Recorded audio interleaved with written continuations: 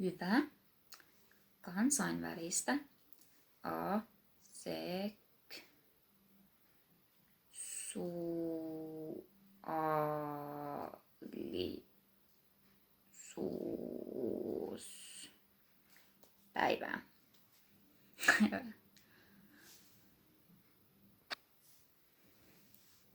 Huhtikuu 6. Okay, so that was me very awkwardly trying to sign a happy International Asexuality Day, April 6th, 2021. So today is the first time. The first time this is happening. So this is actually good timing because this is the first time I've actually had the opportunity to do a video for a while. And I've been working on this video, thinking about this video for a while now. It's gonna be called it's like Asexuality in Finland Part 2, and it's inspired by the first video, which I made in 2018 in October. And a couple of months ago, I got a message. Not a message. I mean a comment, and I'm gonna read it to you. It's by Soul. I'm gonna use they because I don't know the gender. I was thinking about moving to Finland. I was worried though, because I heard Finland is a very sexual place. You even hear crazy things like people walk naked in the street there, etc. And that people have casual sex before starting to know someone. So I was really worried how asexuals deal with those things, and if people are hostile or friendly towards them.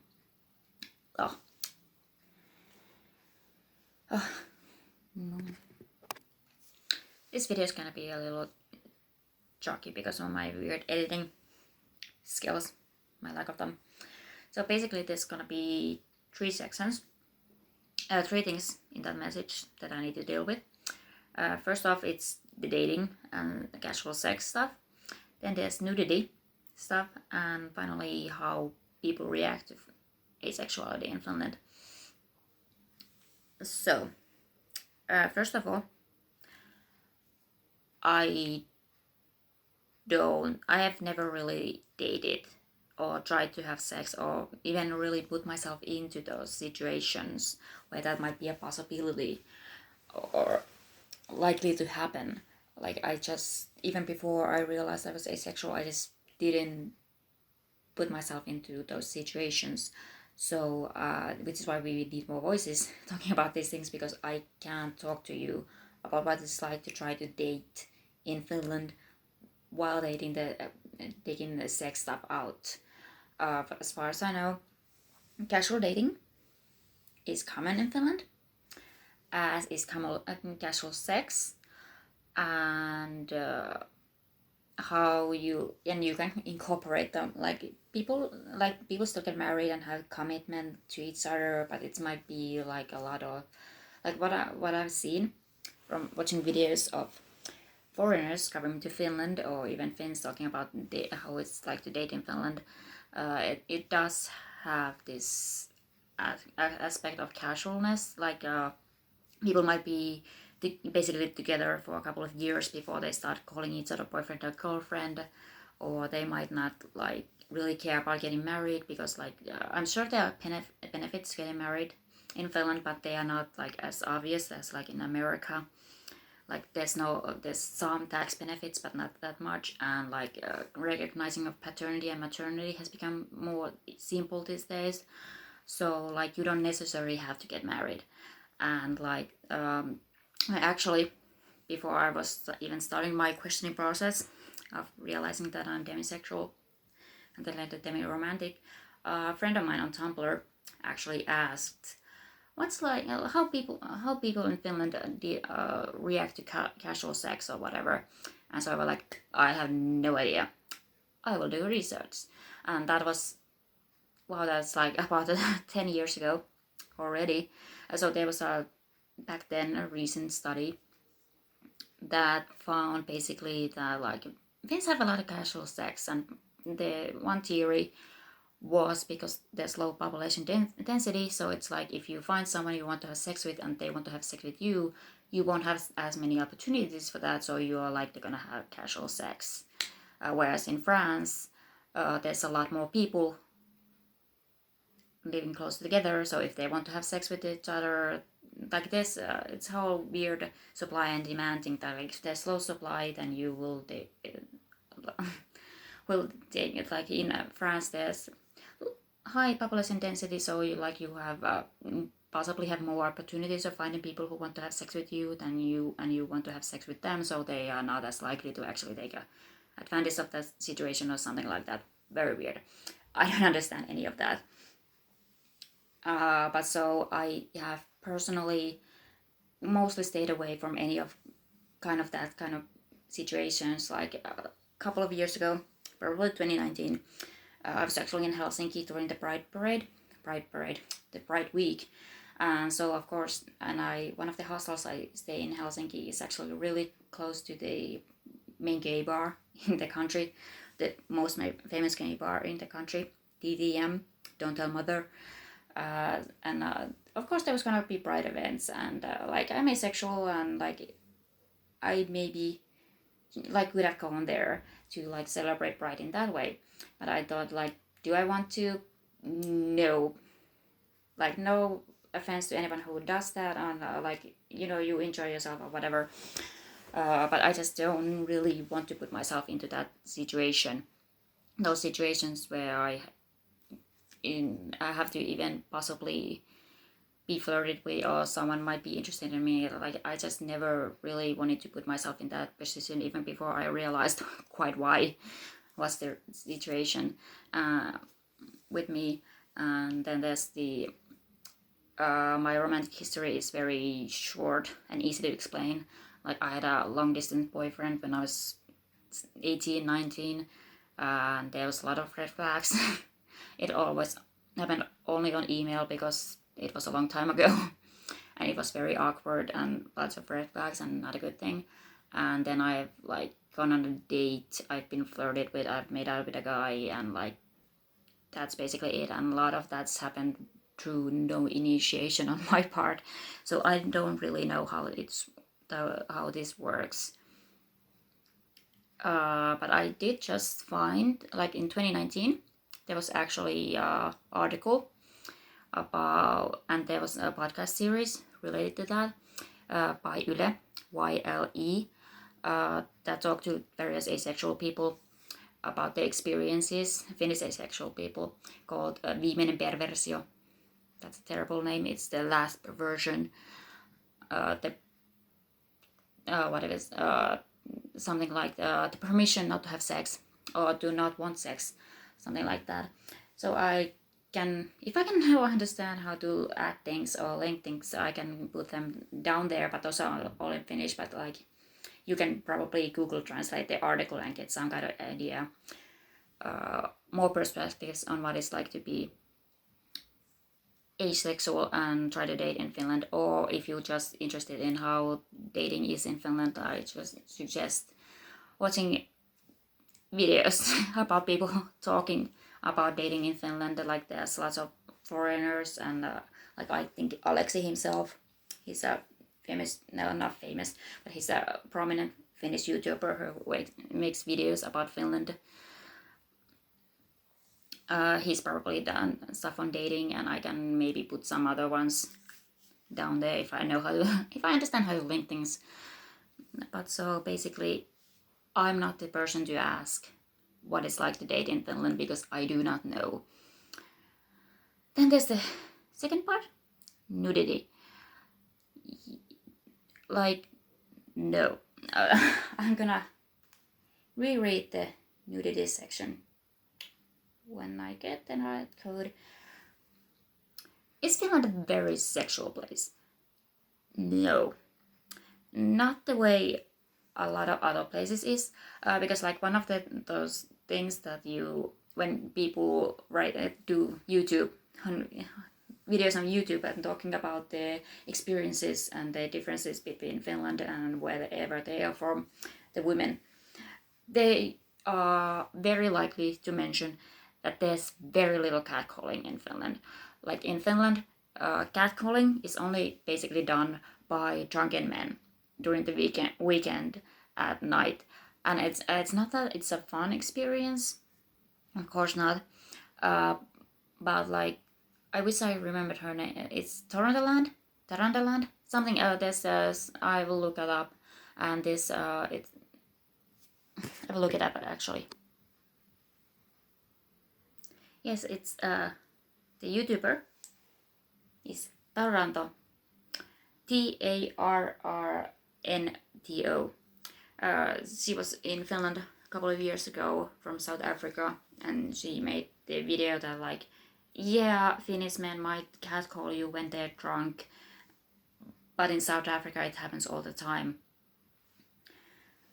And so like, yes, I wouldn't say like, yeah, Finns might have casual sex, but it's not. This is not a very it's not a sexual place, the way you would think about a lot of things, a lot of other places, and this idea that we walk around naked in public, that's just it's a weird weird assumption, and I don't know where that comes from. Like it's like the weather, for the first of all, the weather, it wouldn't allow you to do that. It just doesn't. We've had a quite a long and dark winter right now. Like yesterday, it's snowed, and it's not that uncommon for we get to also get snow in like on May Day, on the 1st of May, and like it's super. Oh, it's spring. Yeah, it's snowing. Like so, basically, the Finnish weather in very many ways discourages you to go around naked all the time. It just doesn't work like that, and yeah, it's just a kind of funny assumption. But when it comes to nudity, I do think that Finns have not completely healthy, because like there's of course there's various other aspects to it, but like on Tumblr right now there's a post going on by, I hate this cereal, välilihapiirakka. It's a terrible pun, terrible gross pun in Finnish. And like the OP has a friend called Veikka who's like, there's this meme that someone's never done X, and it shows. Well, Veikka has this idea that some of you have never seen your grandmother's tits, and it shows. And that's a bit of a weird way to put it.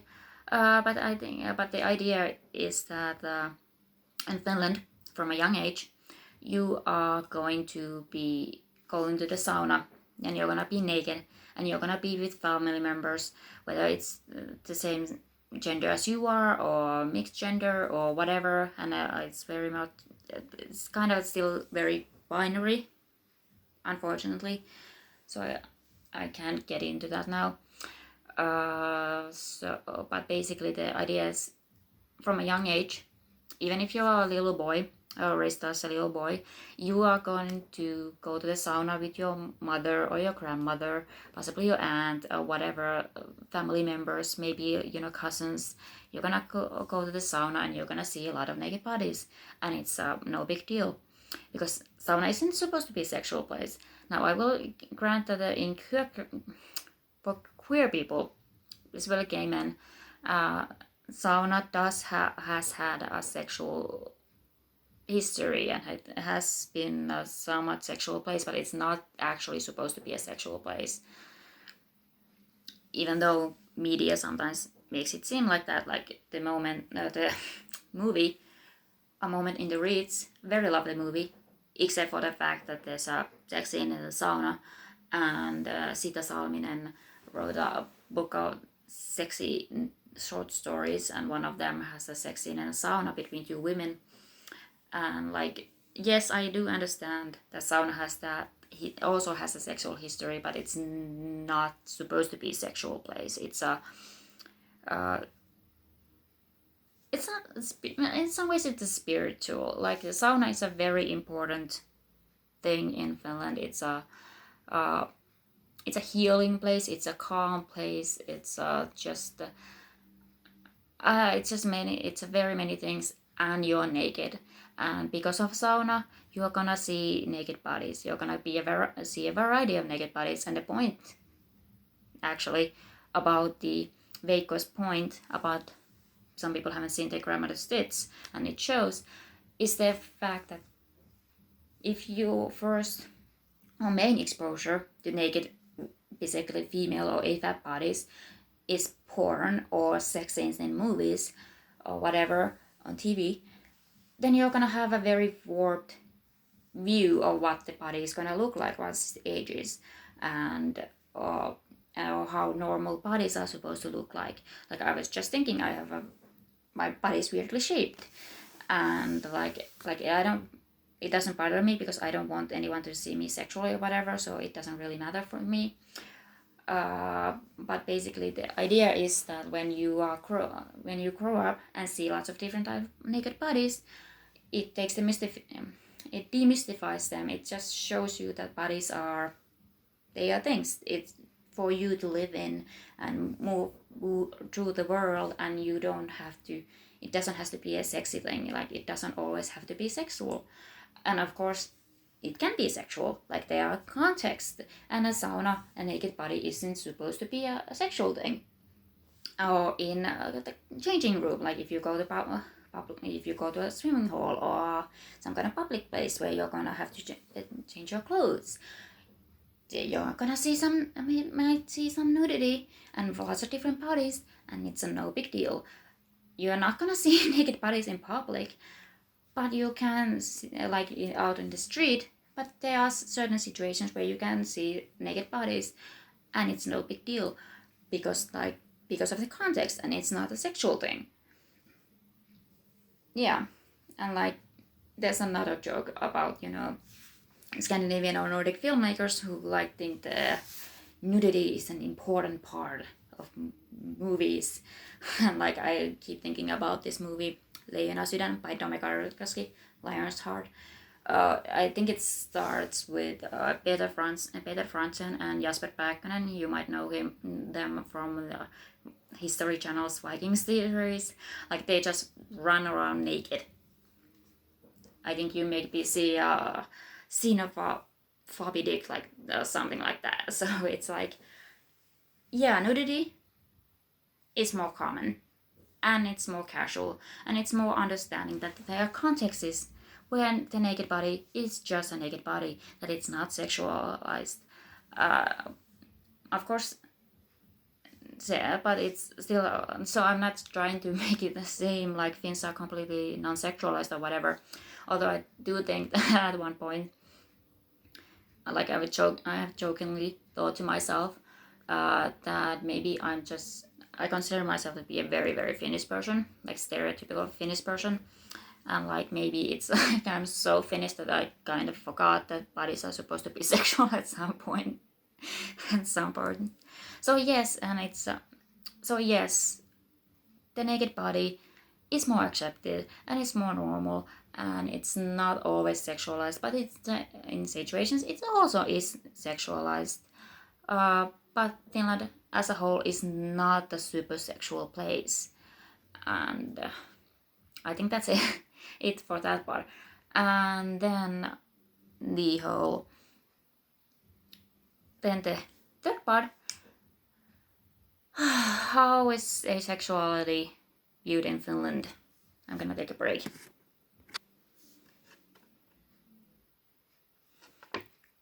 Yes, this cute little ace fag I actually made, and I was supposed to start a video with it. So I was thinking of trying to do a bit more research before I continue, but basically, despite everything, despite how I personally feel as an asexual person and an aromantic person living in Finland, like I don't feel like I have that. Like I feel like I can quite comfortably exist as myself in Finnish society, as I am now, without having to pursue a romantic or sexual relationship. And part of that is my family, because like I had a lot of cousins who just simply didn't really date, or like a lot of concentrating on studies and stuff like that. Like most of them have now calmed down, settled down, or have kids or whatever. But still, it wasn't such an outlier. But there's still aphobia. There absolutely is. Comment sections on the internet on places you shouldn't really read. You shouldn't really read those.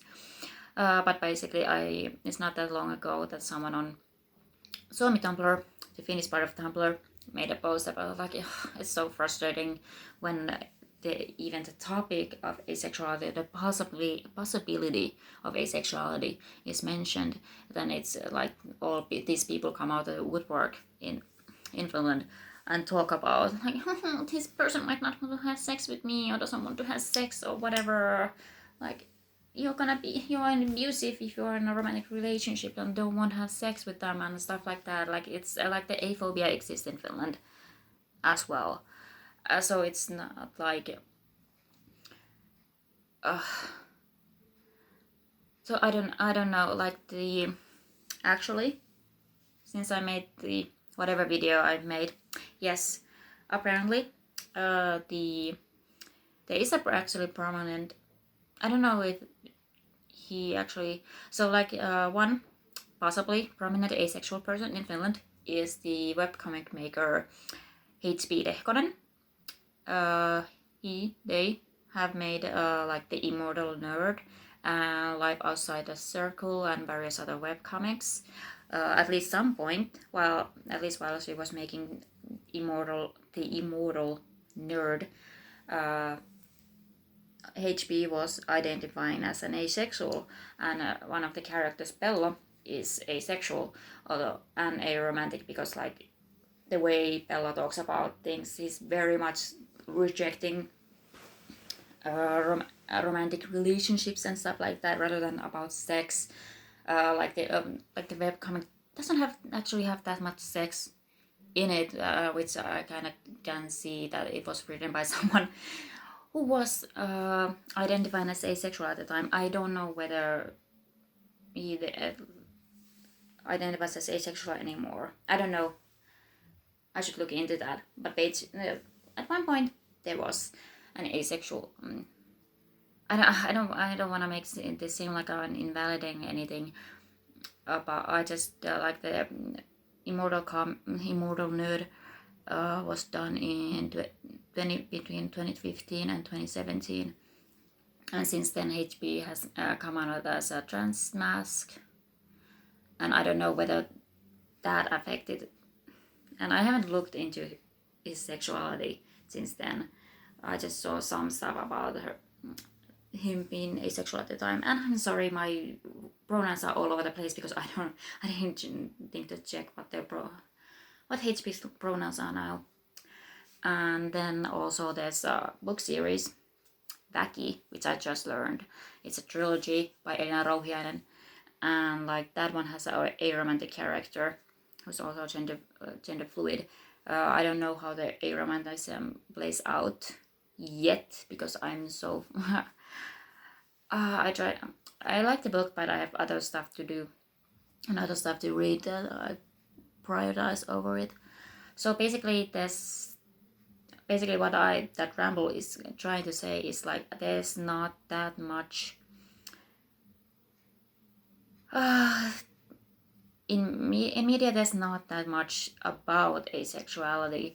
There's the occasional article or a podcast, like I mentioned, that's about asexual people existing or whatever.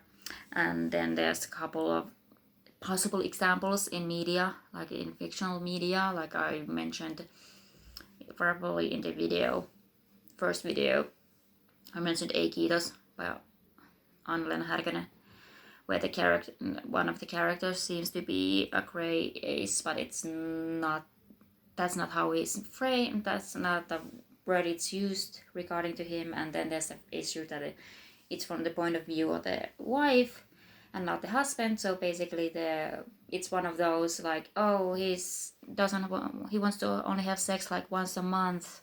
What a horrible thing for this woman. And so that's why she has to have an affair with a younger man. because at least it was sex and stuff like that, and it's not really that good a look. It's not a good representation. And so basically we don't have any. So basically, if people don't know about asexuality, it's not that likely to maybe come up. And like there's nothing prominent that you can really show that like we have some gay characters and like gay people, out gay people, and out lesbians and bisexual and whatever, like, and that's great. We have few trans people also were out, but like, you know, we don't really have anyone who was prominent and asexual, or even have a prominent character who's an asexual. So basically people have a lot of misconceptions about, and yeah, how is any random person going to react if you come out as asexual? I don't know. I'm mostly closeted. Like I remember one time I